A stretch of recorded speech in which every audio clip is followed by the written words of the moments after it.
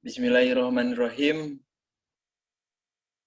Assalamualaikum warahmatullahi taala wabarakatuh. Selamat malam, salam sejahtera bagi kita semua. Kita di sini akan mempresentasikan tentang kode etik notaris, dan kita perwakilan dari kelompok 5 yang berjumlahkan anggota 4 orang. Yang pertama itu Dede Fitri Nopianti, yang kedua Elvira Rosdiana Dewi, dan yang ketiga Erpan Ardiansyah Hussein, yang keempat Ilham Putra Pratama. Yang pertama yang akan dipresentasikan oleh Dede Fitri Nopianti, mangga dipersilahkan waktunya. Ya, makasih Ilham. Jadi pengertian kode etik notaris yaitu tuntunan, bimbingan, pedoman, moral atau kesusilaan untuk suatu profesi tertentu atau merupakan daftar kewajiban dalam menjalankan suatu profesi yang disusun oleh anggota profesi itu sendiri, di mana mengikut mereka dalam mempraktekannya. Dengan demikian, kode etik notaris adalah tuntutan, bimbingan, pedoman moral atau kesusilaan notaris baik selaku pribadi maupun pejabat umum yang diangkut oleh pemerintah dalam rangka memberikan pelayanan kepada masyarakat umum khususnya dalam bidang pembuatan akta.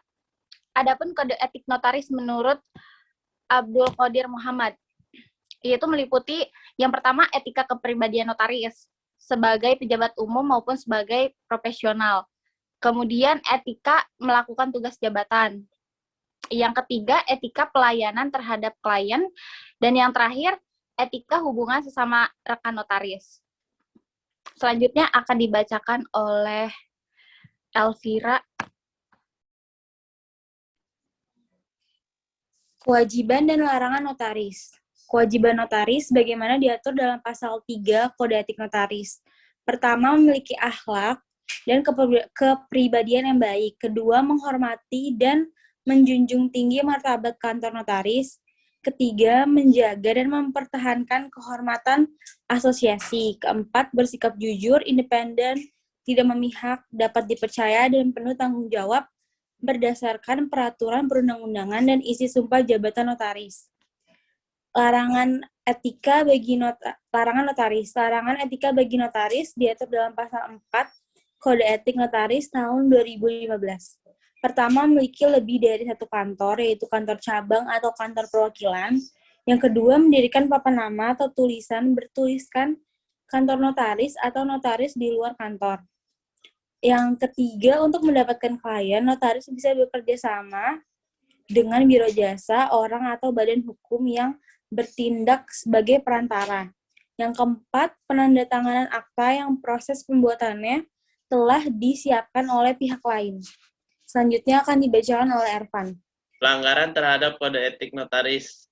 Pelanggaran menurut kode etik notaris diatur dalam pasal 1 angka 9, yaitu pelanggaran adalah perbuatan atau tindakan yang dilakukan oleh perkumpulan maupun orang lain yang memangku dan menjalankan jabatan notaris yang melanggar ketentuan kode etik dan disiplin organisasi. Contohnya, seorang notaris membuka kantor cabang dengan cara setiap cabang dalam waktu yang bersamaan melangsungkan dan memproduksi akta notaris yang seolah-olah semua akta tersebut dibuat di hadapan notaris yang bersangkutan. Akibat hukum terhadap akta yang dibuat oleh notaris yang telah melakukan pelanggaran terhadap Undang-Undang Jabatan Notaris, yaitu kata notaris tersebut tidak otentik dan akta ini mempunyai kekuatan seperti akta yang dibuat di bawah tangan apabila ditandatangani oleh para pihak yang bersangkutan. Seperti yang dicontohkan di atas, sudah mengakibatkan kerugian terhadap masyarakat dan pengguna jasa notaris. Selanjutnya akan dibacakan oleh Ilham. Ya, saya akan melanjutkan presentasi yang tadi disampaikan oleh Erpan.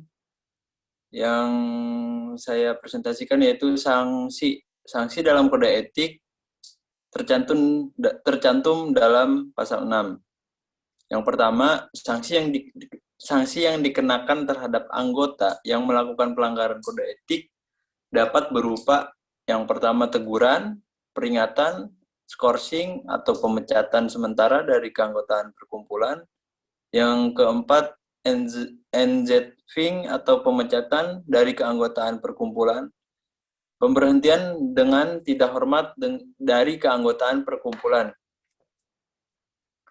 Kesimpulan yang dari tadi kita sampaikan dari atas sampai saat ini udah menyentuh dapat kesimpulan, yaitu kode etik notaris adalah tuntunan, bimbingan, pedoman moral atau kesusilaan notaris baik selaku pribadi maupun pejabat umum yang diangkat oleh pemerintah dalam rangka memberikan pelayanan kepada masyarakat umum, khususnya dalam bidang pembuatan akta. Dengan demikian, notaris harus bertanggung jawab terhadap apa yang ia lakukan terhadap klien maupun masyarakat.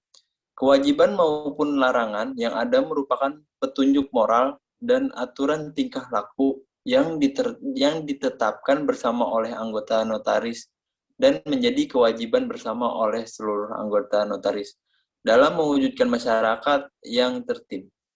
Terima kasih.